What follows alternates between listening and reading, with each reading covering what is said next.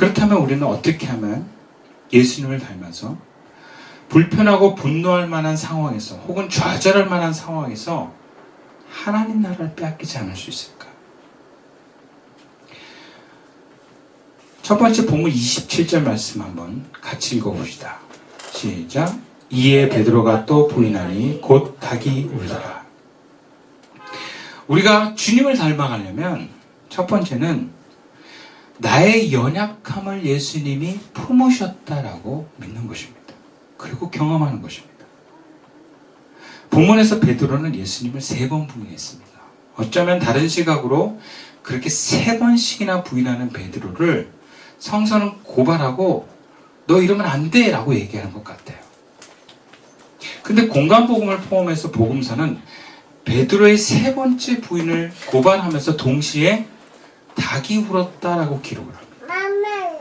여러분, 닭이 운 것이 왜 중요합니까? 공간복음에서 한 사건을 4군데에서 다 기록한 건 정말 중요한 건 아니에요. 닭이 울었다는 건 다 기록을 하고 있어요. 예수님은 베드로가 3번이나 모른다고 부인할 걸 아셨습니다. 그리고 그 증거로 네가 닭이 울기 전에 혹은 해가 뜨기 전에 3번 나를 부인할 거야. 이렇게 얘기를 하십니다. 그것은 닭이 울었다는 표현을 통해서 예수님의 예언이 말대로 됐다는 얘기예요. 예수님이 다 아셨다는 거예요. 근데 여러분, 예수님은 그럼에도 불구하고 베드로를 미워하거나 분노하거나 내치지 않으셨어요. 오히려 품으셨어요.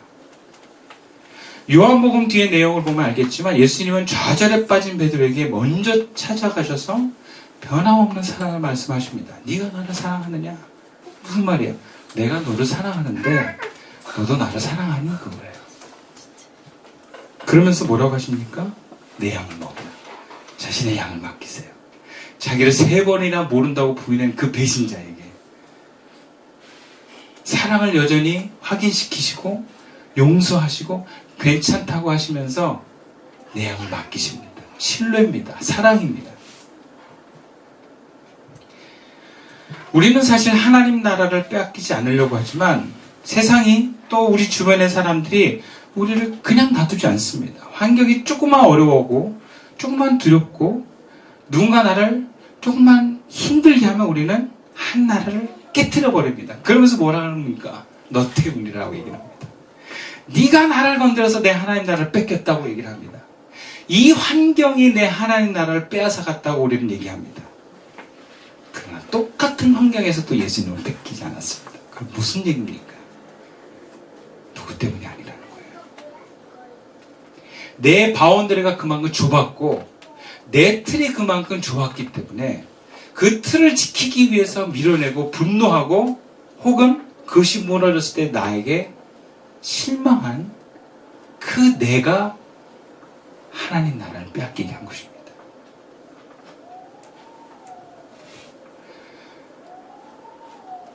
아무리 하나님 나라를 지키려고 하지만 그래서 우리가 하나님 나라를 지킬 수 없는 것은 우리 너무나 연약하기 때문에 그렇습니다. 여러분, 하나님 나라를 지킨다는 명분으로 아무런 위험이 없는 삶을 우리가 만들려고 애쓰는 건 온실 속에서 화초처럼 자라겠다는 거예요. 여러분, 그것은 하나님 나라를 세워가는 제자의 모습이에요.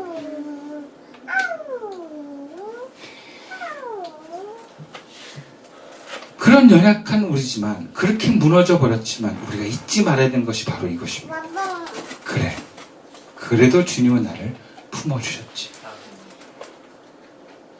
용서의 경험을 받고 더 넓은 사랑과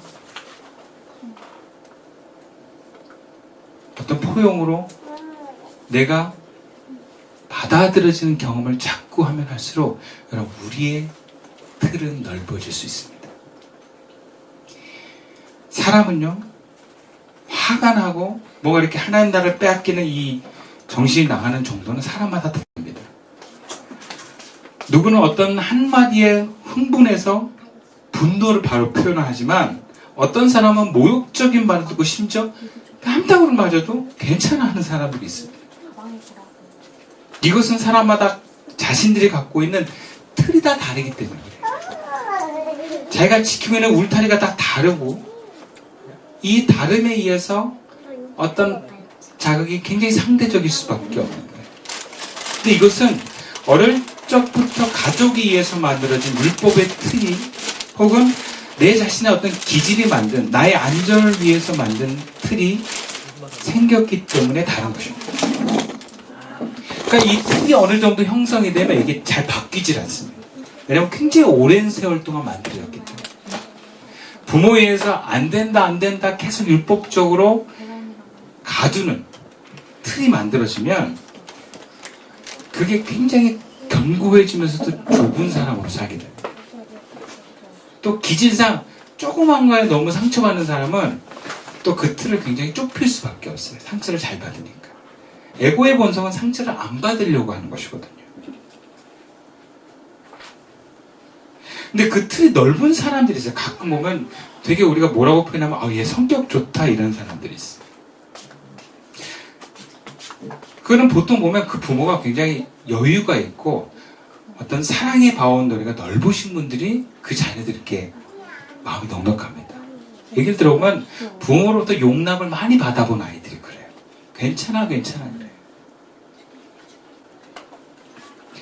근데 여러분 이게 바뀔 수 있어요. 내 가정 환경에서 만들어진 틀이 또 어떤 내 기질상 만들어진 틀이 바뀔 수 있다라는 거예요. 그러니까 우리 틀이 원래 그런 건 없어요. 내가 원래 그렇다고 붙들고 있는 것 뿐이지 여러분 우리 기질도 원래 그런 건 없어요. 다 만들어진 거예요. 바뀔 수 있습니다. 그래서 그게 복음입니다. 근데 어떻게 바뀔 수 있냐가 중요합니다. 우리가 부모로부터 다시 사랑을 받고 뭔가 주변의 사람으로부터 더 여유를 과거로 돌아가서 누릴 수는 없지만 오늘 예수님이 우리를 품으신다는 것을 기억하십시오. 여러분 주님께서 우리를 용서하시고 주님의 틀은 품은 넓다라는 것을 잊지 마십시오. 나는 안 된다고 생각하는데 주님은 괜찮다라고 하는 것을 경험하십시오. 여러분 그럼 바뀝니다. 내가 붙들고 있는 틀을 내려놓고 주님의 틀에 나를 잡고 맞추면 여러분 우리의 틀은 넓어질 수 있습니다. 괜찮다라고 얘기해 주십시오. 왜? 주님이 괜찮다 그러면 괜찮다라는 거예요. 여러분 무엇이 선이고 무엇이 악입니까?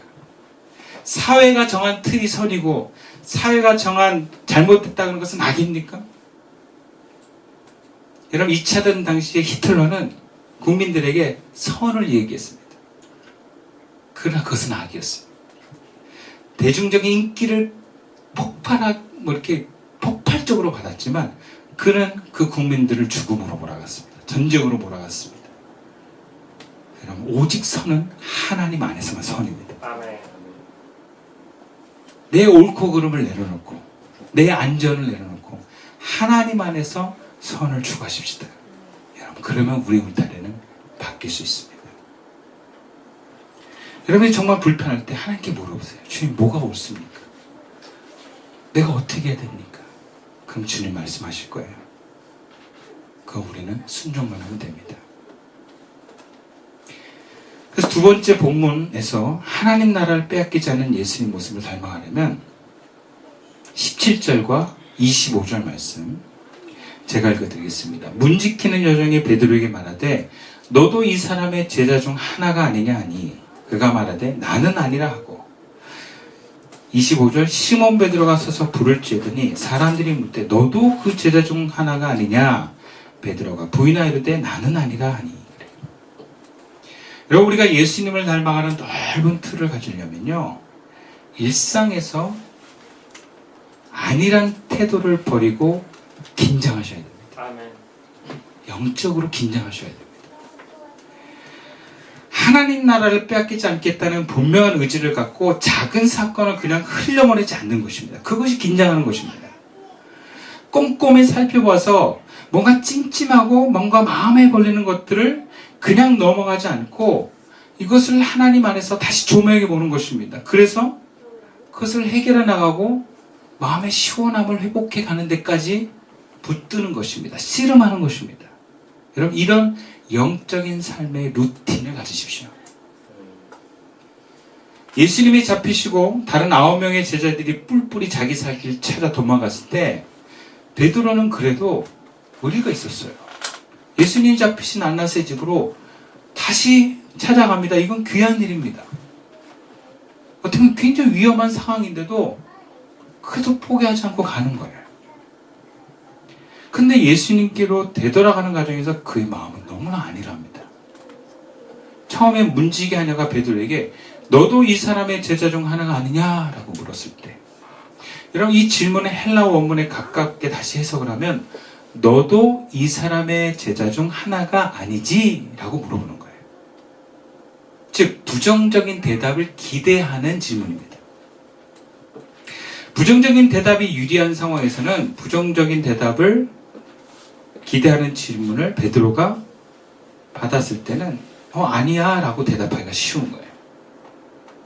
본문에서 너도 라고 한 것은 먼저 들어온 그 다른 제자를 말합니다. 그러니까 이 다른 제자를 예수님의 제자로 보지 않았기 때문에 저 제자처럼 너도 예수 제자가 아니지? 라고 물어본 거예요. 그러면 아니지 하면 여러분 뭐라고 대답했어요? 아니야 하고 아니에요. 왜? 그게 더 그 사람의 요구에 훨씬 대답하기가 쉬우니까. 그럼 우리 삶에 이렇게 슬그머니 넘어가는 게 많아요. 아닌데 그냥 넘어가는 게 많아요. 아닌데. 왜? 그게 더 편하고 안전하니까. 애들 그 둘 이상씩 사는 집안에서는 이런 일이 가끔 있어요. 예를 들자면 현이가 뭔가를 쏟았어. 내가 그걸 현장을 못 봤어.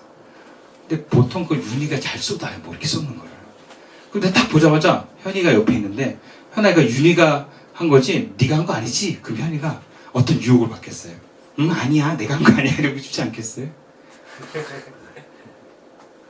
거기서 아니야 이거 사실 내가 한 거야. 이거 용기가 필요해요. 근데 아빠가 너 아니지? 이거 윤희가 한 거지? 그럼 윤희가 한 거야. 나 아니야. 이거 훨씬 쉬워요. 왜? 그럼 난 안 온다니까. 그리고 지금 증인도 없으니까. 지금 베드로로 증인도 없어요. 그냥 아니지 했을 때 아니야 하고 들어간 거예요. 들어가는 게 좋으니까.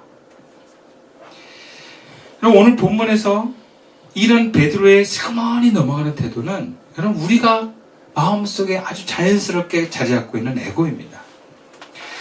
마귀는 그래서 이런 에고를 바탕으로 슬그머니 우리를 유혹합니다.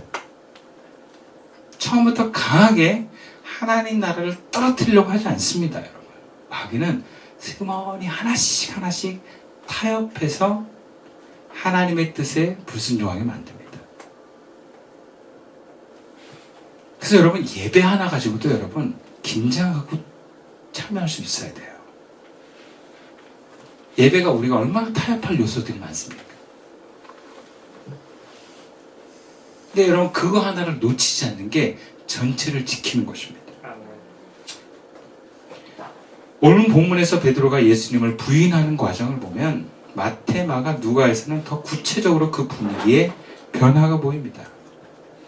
처음에 나는 아니라 했다가 부인하이를 때 나는 아니라 했다가 세 번째는 사건의 현장에서 빼도 박도 못하는 상황에 질문이 들어옵니다. 그때 베드로는 또 부인합니다. 베드로가 부인하는 요청을 반복할수록 그 상황은 더 나빠집니다. 더 돌아오기가 힘듭니다.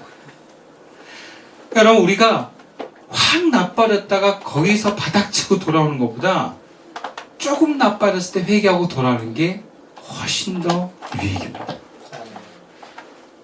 여러분 그게 고치기가 정말 쉽습니다. 이미 습관이 돼서 고치려고 그러면 너무 어렵습니다. 여러분 죄도 습관입니다. 내가 하나님과 멀어지는 것이 작은 거지만 이것을 놓치면 우리는 크게 멀어질 수 있다. 여러분 그 경각심을 가지십시오. 우리가 하나님과 멀어지면 안 된다. 은혜 없이는 안 된다라는 절박함을 갖고 여러분 긴장합시다. 작은 것에서부터 알아차립시다.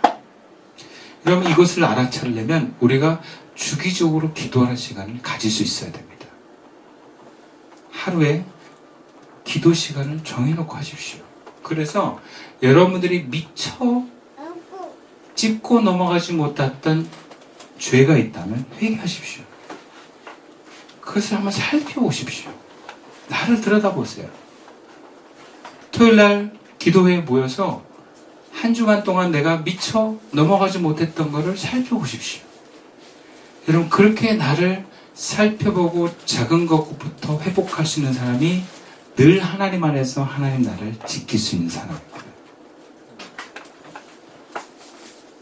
이것은 결국 자신의 안위와 안전을 위해서 비굴하고 거짓된 모습으로 살지 않게 되는 것입니다.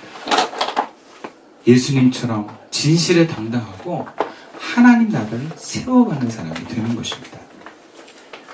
이것을 위해서 나의 연약함이라도 기도하면서 드러내고 또 우리 이웃들에게, 가족에게, 아내와 남편에게 숨김없이 내어놓을 수 있는 저와 여러분 되길 원합니다. 그것이 회개입니다. 내가 이런 연약함이 있다고 얘기하는 것. 그것을 아내와 남편에게, 부부들은 서로 그렇게 얘기할 수 있기를 원합니다. 또 교회 안에서 그것을 얘기할 수 있기를 원합니다. 그러면 우리를 지킬 수 있습니다. 말씀을 마칠게요. 하나님께서는 우리에게 주신 그 하나님 나라를 빼앗기지 않기를 원하십니다. 또 그런 교회가 되기를 원합니다. 늘 언제나 하나님께 붙어있기를 열망합시다. 영적인 긴장을 갖고 우리 시선교회와 저 여러분이 늘 하나님 안에서 의롭고 평화롭고 기쁨이 넘치는 삶을 살아갈 수 있기를 주님의 이름으로 축원드립니다. 기도드리겠습니다.